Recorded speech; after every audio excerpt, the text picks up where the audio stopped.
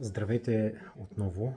Това е втората част от поредицата за днешния ден, 18 февруари, от канала 5 под 15. Днес с Живко говорихме за рекордите на маратон и кой какви участия е предвидил на Бостонския маратон, на маратона в Берлин, в Валенсия, състезанията. Тези трасета, които са от много бързи и съответно част от Major Marathon Runners. Сега нещо много интересно съм ви подготвил. Това е какво се случи миналата година на Диамантената лига в Юджин, в САЩ, както и кой държи рекордите при жените и при мъжете на 5000 метра и на 10 000 метра в зала. Първо ще започна от мъжете. Името е едно.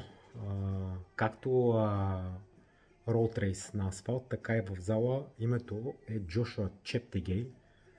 Джошуа Чептегей е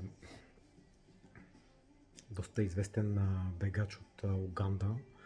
Първо на 2020 година, на февруари месец отново, той постави световен рекорд на 5000 метра в Монако, Франция. Това е роуд рейс.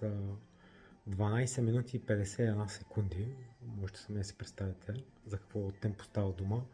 Негови са рекордите и в зала, което е много интересно. Той е подобрил рекордите на Кенениса Бекеле, който е маратонец и много известен бегач.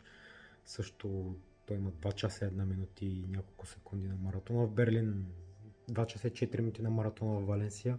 Наскоро държеше и най-бързото време в Холандия, в Хенгел от 2004 година, бягане на 5000 метра, 12:37 в зала. Но Джошуа Чептегей подобри това време. Отново в Монако на 14 август Джошуа Чептегей, този път в зала, сложи време от 12 минути, 35 секунди, 36 стотни. Това е рекорда на 5000 метра, представете си, почти 12 минути и половина. Джошуа Чептегей. На 10 000 метра също рекорда беше доскоро на Кенениса Бекеле от Белгия в Брюксел.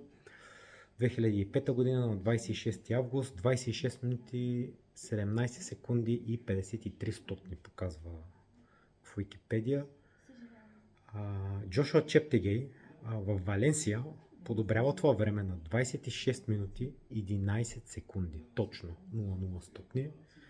На 7 октомври 2020 година. Негов рекорд е и на 10 000 метра. Значи горе-долу това е около 13 минути и 35-36 секунди за 5 км. Рекорда и на 5000 и на 10 000 метра в зала е на Джошуа Чептегей, 26 минути 11 секунди, съответно 12 минути 35 секунди 36 стотни и 12 минути и 51 секунди роуд рейс в Монако, пак на Чептегей, 5000 метра.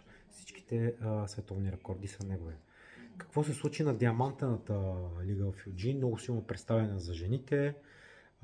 Годав Цегай е при жените новата световна рекордьорка на 5000 метра.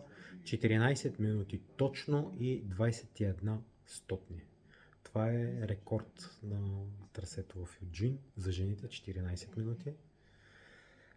Тя е световната шампионка на 10 000 метра, също така вече и на 5000 метра в зала на 17 септември, 14 минути точно. Това е за сега от подробната разбивка за по-кратките дистанции на 5000 и на 10 000 метра. Очаквайте следващото ни видео, което ще бъде на доста интересно и познато място в дебрите на село Плана, за Слонсинята стрела и по-нататък ще го видите. Това е всичко от нас. Хубав ден и до нови срещи!